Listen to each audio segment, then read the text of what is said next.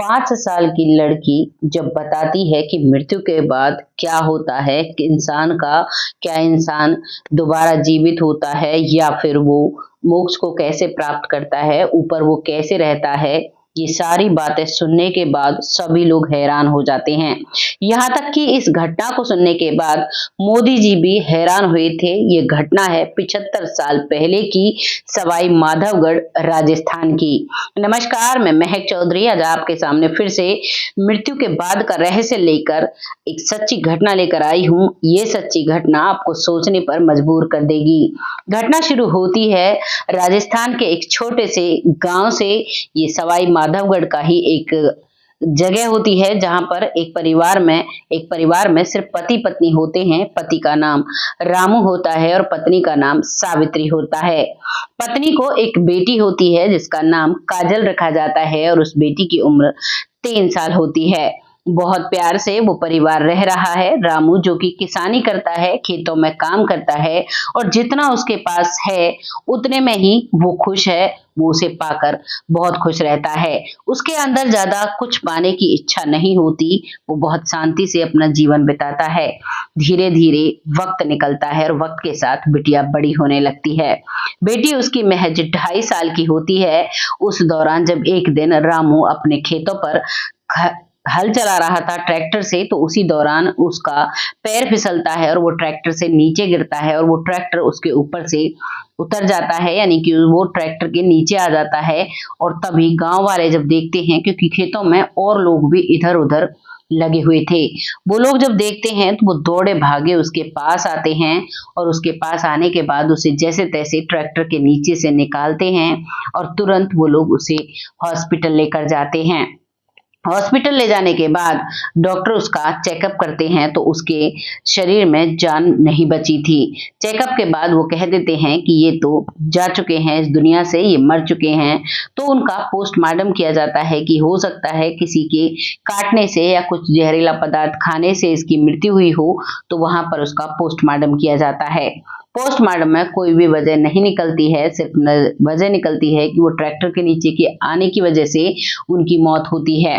उसके बाद उसका जो शव है उसे पैक कर दिया जाता है, जैसे डॉक्टर्स पैक करते हैं, और उसे एक एम्बुलेंस में रखा जाता है। उसके साथ 2 पुलिस वाले होते हैं और 2 नर्सेज होती हैं और उसे लेकर उस गांव में आया जाता है। उसकी पत्नी जिसका नाम सावित्री था और वो अपनी 2.5 साल की बच्ची को गोद में लेकर खिला रही थी, लेकिन जैसे ही एम्बुलेंस का सायरन सुनता है तो वो अचानक रास्ते को देखने लगती है। वो बड़े ही असमंजस भरी निगाहों से देख रही थी और वो सोच रही थी किसके घर आई होगी। उसे क्या पता था ये जो दुखों का पहाड़ है वो उसके ऊपर ही टूटा है। उसके बाद उसमें से 2 पुलिस वाले निकलते हैं, 2 नर्सेज निकलती हैं और फिर उस डेड बॉडी को, यानी कि उसके पति रामू की डेड बॉडी को नीचे उतारा जाता है और सावित्री के आंगन में लिटा दिया जाता है। वो देखती है और पूछती है ये कौन है और आपने इन्हें यहाँ क्यों रखा है, ये कौन है? तो वो कहते हैं कि आप खुद ही देख लीजिए। जैसे ही वो चेहरे से वो जो सफेद कपड़े में वो लिपटी हुई थी वो डेड बॉडी वो चेहरे से वो हटाती है और वो देखती है तो वो चीखने लगती है और रोने लगती है। वो रोते रोते अपनी बेटी को गोद में लिए हुई थी और वो कहने लगती है कि तुमने तो बहुत सारे वादे किए थे, तुम मुझे ऐसे छोड़कर नहीं जा सकते। जब इस तरीके से वो बात करती है, रोती हुई, सिसकियां भरती हुई, और जब एम्बुलेंस का सायरन बजता है तो चीखने चिल्लाने की आवाज सुनकर गांव वाले सभी इकट्ठा हो जाते हैं। गांव में काफी मिलनसार परिवार होते हैं, मिलनसार माहौल होता है, भाईचारा बहुत होता है और उसी हिसाब से लोग एक दूसरे की मदद करने के लिए आगे आते हैं। वैसे ही सभी लोग वहां पर आ जाते हैं और सभी लोगों की आंखों में आंसू थे जब सभी को पता चल चुका था कि रामू अब इस दुनिया में नहीं रहा। सभी को एक ही चिंता सताई जाती थी कि अब रामू और रामू की पत्नी रामू की बेटी किस तरीके से अपना जीवन बसर करेंगी, क्योंकि उनके पास सिर्फ वो खेती ही थी जो लोगों के घरों में खेतों में काम करके रामू कमाया करता था और अब वो ट्रैक्टर चलाने वाला भी कोई नहीं था। अब वो माँ बेटी अकेली रह जाती हैं और गांव वाले एकजुट होकर रामू का अंतिम संस्कार करते हैं। वो बच्ची सब कुछ देखती रहती है, रोती रहती है, चुपचाप रहती है और उस अंतिम जो प्रक्रिया होती है उसे करने के बाद रामू की जो पत्नी है वो अपनी बेटी काजल को लेकर, यानी सावित्री और काजल अकेली घर में रह जाती हैं और सभी उन्हें समझाते हैं कि तुम चिंता मत करो, अब आगे का सोचो। जिस तरीके से एक परिवार को समझाया जाता है इस तरीके से उन्हें समझाते हैं। वो चुपचाप सब कुछ सुनती है और अब सोचने लगती है मैं अपना और अपनी बेटी का पेट किस तरीके से भरूंगी। वो इस चीज को सोचती है और पड़ी रहती है, सारा दिन पति की याद रहती है उसे। बेटी चुपचाप रहती है, ज्यादा कुछ नहीं बोलती है क्योंकि 2.5 साल का बच्चा कितना ही बोलेगा, आप सबको अंदाजा होता है। धीरे धीरे वक्त निकलता है और अब तक तो गांव वाले उनकी मदद कर रहे थे, कभी कोई कुछ खाने के लिए दे जाता, कभी कोई कुछ दे जाता, इस तरीके से अड़ोसी पड़ोसी मदद कर रहे थे। लेकिन लगभग 7 महीने बीतने के बाद उनके पास कोई भी मदद के लिए नहीं आता है। और जब सावित्री की बेटी काजल को भूख लगती है तो वो एक बर्तन लेकर पड़ोस में जाती है और कहती है कि बहन मुझे आज के लिए आटा दे दो, मेरी बेटी को भूख लगी है, मुझे उसके लिए खाना बनाना है। तभी वो महिला कहती है कि बहन आटा तो हमारा खत्म हो गया है, हम आटा मंगवाएंगे, लेकिन तुम एक बात बताओ कब तक तुम ऐसे बेसुध हुई पड़ी रहोगी, कब तक तुम लोगों पर आश्रित रहोगी, कुछ तो तुम्हें करना ही होगा। अब जब मुझे आटा आ जाएगा मेरे घर में तब मैं तुम्हें दे दूंगी, अभी मैं तुम्हें कुछ नहीं दे सकती। वो महिला यानी सावित्री वहां से वापस आ जाती है, आंखों में आंसू लिए घर में आती है। अब घर में बेटी से कहती है बेटी आज खाना कैसे बनेगा, क्या होगा, क्योंकि जो कुछ बचा था बहुत थोड़ा था, उससे बनाने के बाद वो अपनी बेटी को उसे खिला रही थी और कह रही थी कि जो हुआ सो हुआ, अब तुम ये खाना खा लो। तो वो बेटी कहती है कि पहले आप खाओ। अब वो छोटी सी बच्ची थी, वो इस तरीके से जब बोलती है तो माँ कहती है कि नहीं बेटा मुझे भूख नहीं है, आप खाओ। लेकिन वो बच्ची जबरदस्ती अपनी माँ को खिला देती है। माँ भी खाती है, बेटी भी खाती है। थोड़ा थोड़ा खाने के बाद जब वो सोने की तैयारी कर रहे थे तभी वो बेटी कहती है कि माँ चिंता मत करो, कल अपने आप इंतजाम हो जाएगा। एक बच्ची इस तरीके से कहती है तो माँ बहुत हैरान होती है कि ये बच्ची ऐसे कैसे कह रही है, लेकिन वो उस बात को यूं ही छोड़ देती है और वो लोग सोने लगते हैं।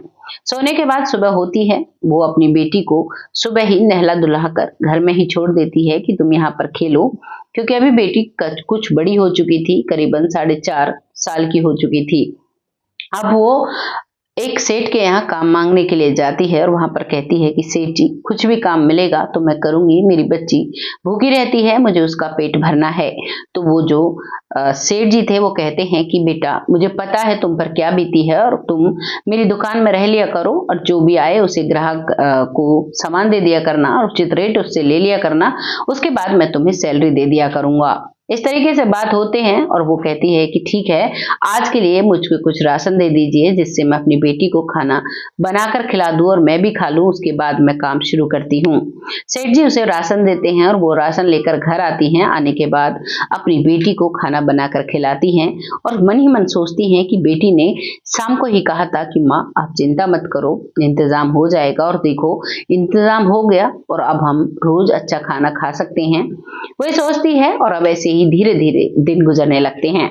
दिन ब दिन वो बच्ची और भी बड़ी होने लगती है। करीबन 3 साल बाद फिर से एक ऐसा दिन आता है, उस गांव में एक परिवार को छोड़कर उस परिवार का मुखिया चला जाता है और वो रोने लगते हैं सभी परिवार वाले। तभी वो माँ कहती है घर पर बैठी हुई कि आज तो बहुत बुरा हुआ, हमारे पड़ोस में जो हमारी सबसे ज्यादा मदद किया करते थे वो इस दुनिया से चले गए, ऐसे ही तुम्हारे पिताजी चले गए थे, हम पर क्या बीती, वो ऐसे हमें अचानक छोड़कर चले गए। तभी वो बच्ची कहती है कि माँ पिताजी चले गए, बहुत अच्छा हुआ, वहां पर जाकर तो लोग बड़े आराम से रहते हैं, बहुत अच्छे से वो रह रहे हैं, सफेद कपड़े उन्होंने पहने हैं, बहुत अच्छा खाना खाते हैं, बहुत शांति से रहते हैं, वहां पर बहुत ठंडे ठंडे बादल हैं और बहुत अच्छी सुगंध आती है। एक छोटी बच्ची जब इस तरीके से कहती है तो माँ बहुत हैरान होती है कि ये इस तरीके से कैसे बात कर रही थी। महज 7 साल की वो उस दौरान होती है। अब उस बच्ची से ऐसे बात सुनकर माँ बहुत हैरान होती है, लेकिन उस बात को आगे नहीं लेती है और ये कहने के बाद बेटी माँ को घर पर समझाती है और उसके बाद अब माँ अपनी बेटी को लेकर उस जगह पर जाती है जो वो व्यक्ति इस दुनिया से गया था।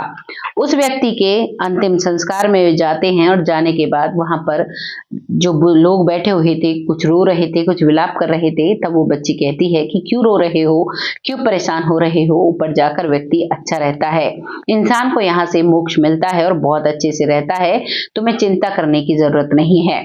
तो कुछ लोग कहने लगते हैं तुम्हें बड़ा ज्ञान है, तुम ऐसे क्यों बोल रही हो। तो वो बच्ची कहती है कि मुझे पता है वहां पर बहुत अच्छे से रह रहे हैं, मेरे पापा भी वहां पर बहुत अच्छे से रह रहे हैं। इस बात को सुनकर वो लोग भी हैरान होते हैं, लेकिन उस समय उस व्यक्ति का अंतिम संस्कार होता है और वो लोग घर आ जाते हैं। माँ बेटी घर पर आते हैं और आने के बाद माँ के मन में, दिमाग में वो बात आती है, क्योंकि उसने वहां पर उन लोगों से बहस करते हुए अपनी बेटी को सुना था। जब उन्होंने वहां पर इस तरीके से बहस करते हुए अपनी बेटी को सुना तो उन्होंने ठान लिया था कि आज मैं सच्चाई निकलवा कर रहूंगी। आखिर मेरी बेटी है कौन, मेरी बेटी भी है या कोई और है, इसे सब कुछ कैसे पता है। शाम को वो लोग खाना बनाते हैं और वो अपनी बेटी को भी परोसती है और खुद भी अपनी थाली में खाना डालती है। डालने के बाद कहती है बेटा खाना खा लो। बेटी खाना खाती है। तब खाना खाते खाते वो माँ कहती है, यानी सावित्री, पता नहीं तुम्हारे बाबूजी ने खाना खाया होगा या नहीं, वो कैसे होंगे हमें छोड़ने के बाद। तभी वो बेटी कहती है कि बाबूजी बहुत अच्छे से हैं और उन्होंने खाना भी खा लिया है और बहुत अच्छे से हवा में तैर रहे हैं, सफेद कपड़े पहने हुए हैं।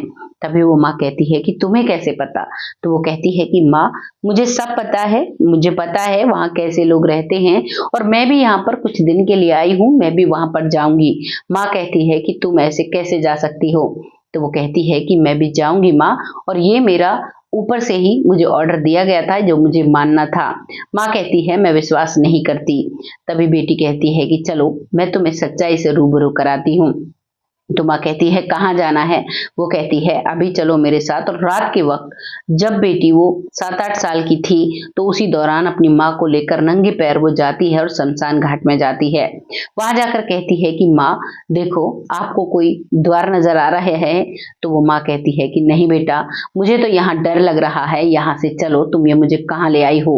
और जब वो लोग नंगे पैर रात के जा रहे थे तो गांव वाले भी उनके साथ साथ होते हैं, क्योंकि गांव में मिलनसार लोग बहुत होते हैं। और जब गांव की महिला को और उस बच्ची को नंगे पैर जाते हुए देखते हैं तो वो प्रोटेक्शन के तौर पर, यानी कि उनकी सिक्योरिटी के तौर पर उनके साथ जाते हैं कि कोई दिक्कत ना हो जाए। लेकिन वहां पर जब वो बच्ची ऐसी बातें करती है तो वो बहुत हैरान होते हैं। साथ ही साथ माँ भी हैरान होती है और माँ उस समय कहती है कि बेटा चलो यहाँ से। तभी वो बच्ची कहती है कि माँ ये मोक्ष द्वार होता है, यहाँ से इस प्रक्रिया से होकर जब हम लोग जाते हैं, जब हम लोग स्वर्ग में जाते हैं तो हमें एक सोने के दरवाजे से लेकर जाया जाता है और वहां पर हमें बहुत अच्छे से नहलाया जाता है, सफेद कपड़े धारण करने के लिए दिए जाते हैं और हमारे पैर छुए जाते हैं और हमें बहुत अच्छा खाना मिलता है और बहुत प्यारे प्यारे वहां पर फूल उगे हुए हैं। इतना सुंदर वातावरण है, इतनी शांति है, वहां पर कोई शोर शराबा नहीं है। और जिन लोगों के कर्म बुरे होते हैं उन लोगों को एक नदी से पार होकर जाना पड़ता है, जिस नदी में बहुत ज्यादा गंदगी होती है, बहुत ज्यादा खून फैला रहता है, कटे हुए शरीर के टुकड़े पड़े रहते हैं और उनको 50 कोड़े मारे जाते हैं और उसके बाद उनकी आत्मा को शुद्ध करने की कोशिश की जाती है। ये सब चीज वहां पर होती हैं। ये चीज सुनकर गांव वाले भी हैरान थे, माँ भी हैरान थी, सभी को डर था। रात के समय वो शमशान घाट से वापस आ जाते हैं। आने के बाद बेटी कहती है कि माँ मेरा बस अभी एक काम बचा है, जिस काम को मैं पूरा करूंगी और पूरा करने के बाद मैं इस दुनिया से चली जाऊंगी। माँ कहती है बेटा वो क्या काम है। तो बेटी कहती है कि आपको मेरे साथ चलना होगा। और अगली सुबह वो नहाती है। नहाने के बाद घर से पैदल निकलती है, नंगे पैर से निकलती है और नंगे पैर से निकलने के बाद एक ऐसी जगह पर पहुंचती है जो गांव के पास से एक नदी बह रही थी। उसके किनारे पर एक सोने की तलवार गड़ी हुई थी, जिसे वो निकालती है। निकालने के बाद उसे मंदिर में रखती है और वहां पर कहती है कि अब मेरा काम पूरा हो चुका है, अब इस गांव में कोई भी धन धान्य की कमी नहीं रहेगी, सब लोग अच्छे से जिएंगे और मुझे सिर्फ इतना ही आदेश दिया गया था और इतना ही काम पूरा करने के लिए मैं इस धरती पर आई थी। आज मेरा उद्देश्य पूरा हो चुका है और अब मैं शांति से ऊपर जा सकती हूँ।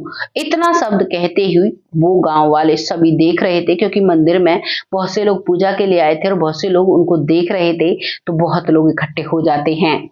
तब वो ये बात कहती है और उसके बाद वो बेहोशी की हालत में आती है। माँ दौड़कर अपनी बेटी को गले लगाती है और काजल काजल बार बार कहती है, लेकिन उस काजल में अब कोई भी सांस बाकी नहीं बची थी। जब वो उसे सीने से लगाती है तो उसके अंदर कोई भी धड़कन नहीं थी, उसकी जो नाड़ी थी उसमें भी कोई भी धड़कन नहीं थी। अब वो समझ जाती है कि जो जो मेरी बेटी ने बोला सब कुछ सच है और अब वो इस दुनिया से चली गई है। ये कहानी यहाँ समाप्त हो जाती है, उसका अंतिम संस्कार किया जाता है। ये कहानी 75 साल पहले की है। ये कहानी सवाई माधवगढ़ की है, राजस्थान की है। अगर आपको विश्वास नहीं होता तो आप वहां जाकर इस कहानी के बारे में जान सकते हैं। जो लोग बुजुर्ग हैं वो सारी चीजें आपको बहुत आसानी से बता देंगे। कोई भी गलत और झूठी अफवाह फैलाने का हमारे चैनल का कोई भी जरिया नहीं होता, कोई भी जरूरत नहीं होती। जो भी कहानी आपके साथ हम साझा करते हैं, हमारी कोशिश रहती है कि वो सच्ची हो, बट फिर भी अगर कोई भी गलत इंफॉर्मेशन मिलती है तो हमें आगाह जरूर कीजिएगा, बताइएगा जरूर। बहुत जल्द ऐसी ही किसी सच्ची और अच्छी स्टोरी के साथ आती हूँ। तब तक आप सब खुश रहें, आबाद रहें, भगवान से यही दुआ करती हूँ। और जो लोग बहुत प्यारे प्यारे कमेंट करते हैं उनका तहे दिल से धन्यवाद करती हूँ। ऐसे ही अपना सपोर्ट हमारे साथ बनाए रखें। तब तक के लिए जय हिंद, जय भारत।